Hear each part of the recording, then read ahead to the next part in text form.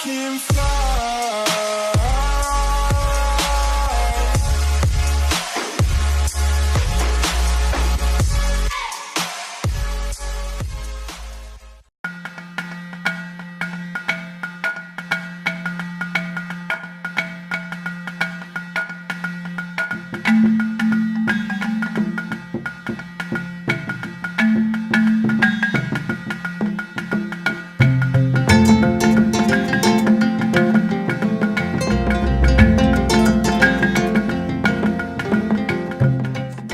So what was your name? And I guess kind of explain like your job here. Yeah. If you don't mind. So I'm CJ Stewart, the executive director of the CJ Stewart Foundation. We created Camp Downrange, located here in Clinton, Mississippi, on a former 200-acre Boy Scout camp called Camp Kickapoo.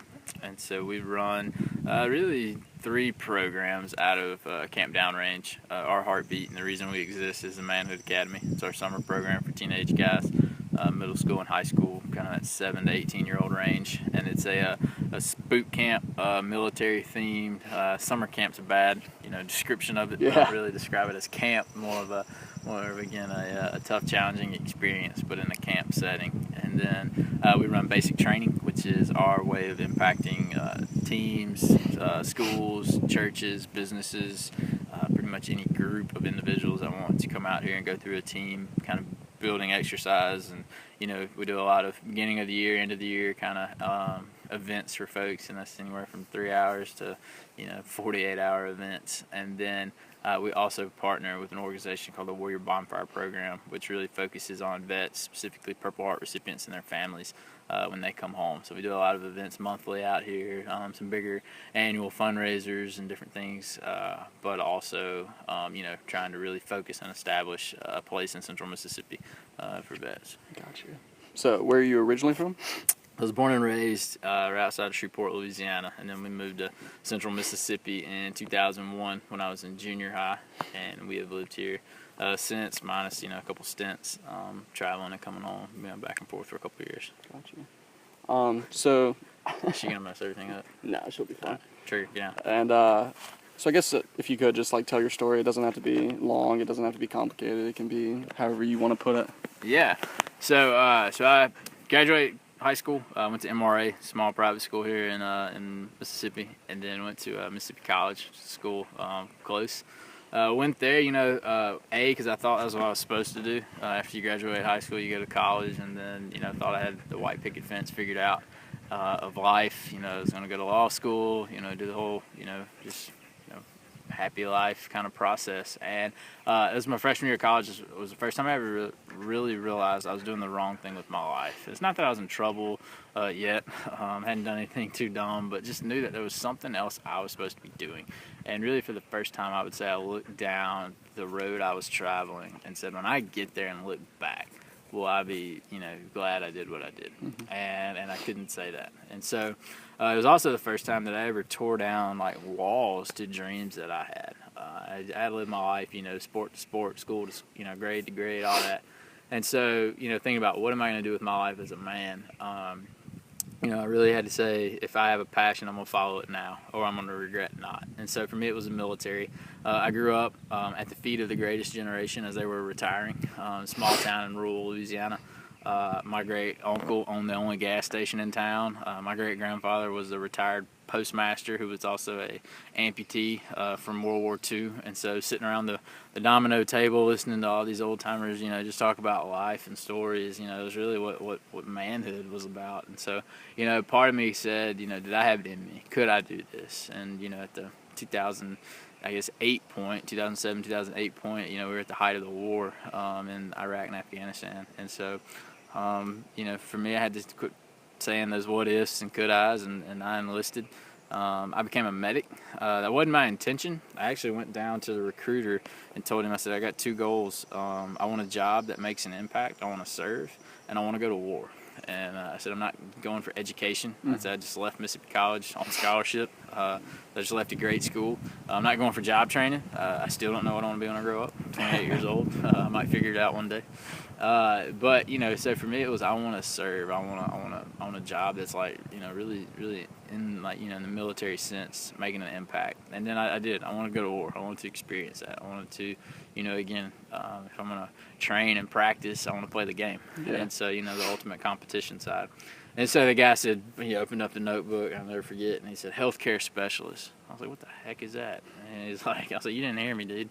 And he said, nah, he said, read it. And it was the Army's fancy way of saying medic. That was their way of recruiting people and, suckering some into the job. But I was blessed. I enjoyed it. I loved the military. I say I was good at it. I'm somewhat, got half the bones of my body are athletic. The other half are just kind of along for the ride. But again, it's, the right place, the right time, the right uniform, and just, give it all you got. And so for me, that was easy. I'm very competitive. I compete with myself more than anybody else. But if there's two people involved in anything, I'm going to fight to the tooth and nail to win. And so the military did well. For me, it was a perfect fit, and I loved it. I was assigned to the 101st Airborne Division after graduating first out of 220 guys, basic training. Graduated with honors from AIT, 400 folks in my class, and so I loved it. Was getting everything that as it was going the way I thought it was supposed to go, and was assigned to the 101st. I got to Fort Campbell in January, and we had orders for June already out to Afghanistan, and so again I was excited about that. Again, going back to my goals of why I joined, and so being a line medic in an infantry company, I had 30-ish guys that were my responsibility. Everything from they got a rash on their foot from not washing their feet after we, rucked all day, and then, or, again, one of them sick because he ate some bad tacos or whatever, all the way up to, Joe just got shot in the neck, go take care of it.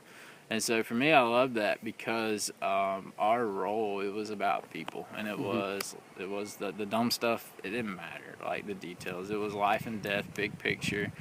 Really living the way I believe life was supposed to be meant to, to be lived. And so when we went to Afghanistan, our job was simple too. It was, hey, here's your outpost, living amongst the villagers and, outside of Kandahar, Afghanistan, and saying, every day we're going to go out to basically their neighborhoods, and we're going to, we were in a hot spot, hot bed, and it was, we got to remove the bad people.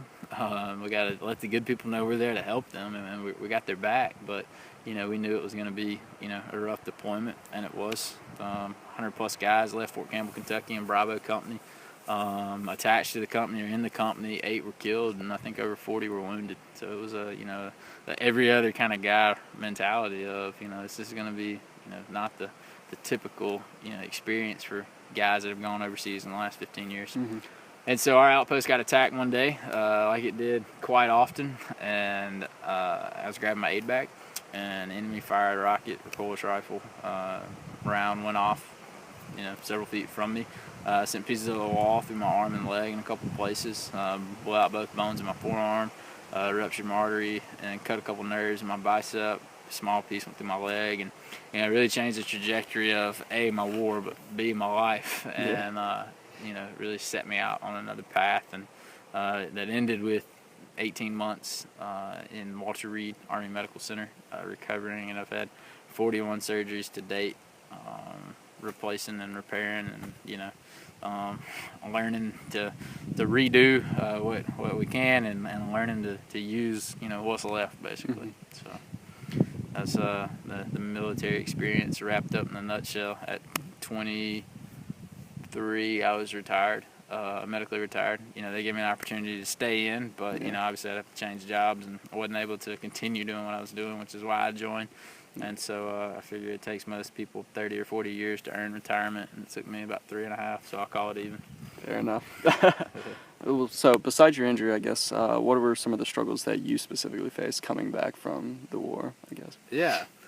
One, it was, for us, for me personally, it was, what's next? That was my biggest hurdle of like, all right, what am I going to do now? And so, because again, I had all these goals, I had all these plans. I loved it. I succeeded at a lot. I loved, Afghanistan. I loved all of that. And so for me, the biggest hurdle individually was, all right, what now? Because like I can't do these things even if I wanted to. Like I can't even try. Like they won't even let me, kind of thing. And so for me, it was that idea of woulda, coulda, shoulda. I wonder what if I hadn't gotten hurt? What would life be like? And it was really learning to find my place again. I guess the image of I got knocked off the horse, and for me, it wasn't oh wow, I got knocked off the horse, I'm gonna lay down on the ground and just lay there. It was getting up and going, all right, which horse do I need to go get on now? And I think a lot of guys get caught in limbo there of, that mentality of the best is behind me, kind of looking in the rearview mirror instead of looking out the windshield. And so like knowing what's ahead. And so for me it was, what did I love about the military? Because again, I still, it blows people's minds. Having been through everything I've been through, I'd do it again in a heartbeat. And I would go through it again if I could. And there's no sour taste in my mouth. There's none of that. I loved everything about it, and this is just part of it. And so for me, it was, what did I really love about the military? What did I love, about the 101st and the unit? What did I love about Afghanistan? What did I, on the inside? And going, how can we not duplicate that? How can I not, get that same, feel, but really, that how can I scratch the itch a different way, kind of. Mm-hmm. And so for me, when I drill down all the things, not on the outside, not the traveling around the world and carrying a weapon and shooting at bad people and helping good people when they get hurt, but truly on the inside, what are those things that I really loved? And I loved, living life again, like I said a while ago, of focusing only on what matters. And so when we created Camp Downrange, we describe everything we do out here as real and raw. It's really easy to talk about pain and suffering when the dude's had a rucksack that weighs 45 pounds on for the last 6-7 hours, and he's humped it, for 14, 16 miles, and he's beat. Mm-hmm. It's really easy to talk about pushing through physically, but then we start talking about, all right, when mom or dad walks out, dad says you're worthless, you ain't never gonna amount to anything, you little mama's boy. Or somebody dies at an early age. You lose a sibling, or somebody dies in a car wreck, or again, life's gonna get harder as you get older. Businesses fail. You didn't get into that school you wanted to. All these challenges. The same thing it takes to overcome them is the same thing it takes to overcome physically. And so, for me, what we do out here is a very similar experience on the inside. That things like we went through in the military, whether not just training in schools in the unit, but also overseas. Learning how to deal with adversity and injury, and failure and success in different regards. So again, the biggest hurdle for me was finding of really going, all right, what's next? What am I gonna do? What is my place? My new norm. How can I fit into the life? Fit my new self into part of still having those old desires that I did prior to getting hurt. Gotcha. And then I pretty much just got one more question. Is, I guess, what is like the one thing that you would want, I guess, the world to know about veterans coming back and like awareness for veterans? What's the one maybe like biggest struggle that you see as a general kind of thing that typically people struggle with, and the world just kind of needs to know that? Yeah, I would say it's this illusion that we have created that you just come home and transition back, you like assimilate back into life, and the folks, and oftentimes there's a huge disconnect of folks that serve in the military and the civilian population, but even beyond that, for folks that serve in combat, because the folks, just because you joined the military and just because you even went overseas, it doesn't mean again folks were getting shot at and folks were dying around you and that kind of so that's even smaller percentage. But the disconnect is, I always compare it to like again the rough example is virginity. Once somebody loses their virginity, there's no getting it back. You squirt toothpaste out the tube, you ain't putting it back in, And so the reality is, once somebody has been exposed to life in that matter, life and death, and just, again, black and white, and sometimes cruel situations, human to human conflict, there's no undoing that. And so it's teaching folks how to, from the vet side, learning to live with your new norm. And then from the civilian sector to realize, again, we're not going to be the same, and that's okay. Again, it's foolish for somebody to think, I'm going to leave college and go join, and they serve in the infantry for 3 or 4 years and do 2 or 3 deployments and experience, that life, and then come home and just fit into, going back to work at Kinko's or Home Depot and just, hanging out with people. I mean, they're just going to see the world differently. And so I think that's the big struggle. PTSD, you hear all about this stuff, and suicide and all those kind of things. I'm not sold on the combat. I don't believe trauma's trauma, and it changes people. But I think the biggest hurdle is when guys come home, and again, they come home to a culture that runs counter to everything that they just left from. You know, when you think about going to work every day, and you know, again, me and you might not like each other. We might not play video games together. We might not go eat pizza and watch the game. But you die for me at work. Yeah. And I die for you. I mean, it's random luck of the draw sometimes of, hey, the grenade landed closer to me. But just that love. Or you show up and I go, hey, man, did you pack your 6 pairs of socks? You know, and you're going to need them. So go back and pack your 6 pairs. You know, for some folks, they've never had anybody care that much about them. Mm-hmm. Not that, hey, it's just on the packing list, but you know we're going to be out in the field for 3 or 4 days and like you're going to need some extra socks. And it's going to be miserable without them. Go do that, man. You know, and then come home to folks, you know, again, we might have the same last name, but I can't trust you. You know, yeah. You know, we were born and raised together, but we're not really family. And so that, to me, is the perfect storm recipe for disaster of the epidemic of mental health that you see from the vet population. I don't think it has very little. It doesn't. I mean, my facts on that are, if you think about combat and trauma with regards to PTSD and everything going on, the guys that should suffer the most are special operations guys, are infantry guys, or active duty guys that are in it over and over and over, and that's their job. And the statistics show it's not the case. The suicides, more likely National Guard and Reserve guys. And again, PTSD across the board is like 40 to 60% of soldiers since 9/11 that have gone overseas have PTSD when they come home. But the reality is 10 to 20% are the ones that actually do the shooting and the killing. Mm-hmm. So where's the other 20 or 30% come from? You know, how do you have PTSD with actually no trauma? Yeah. Like, what does that mean?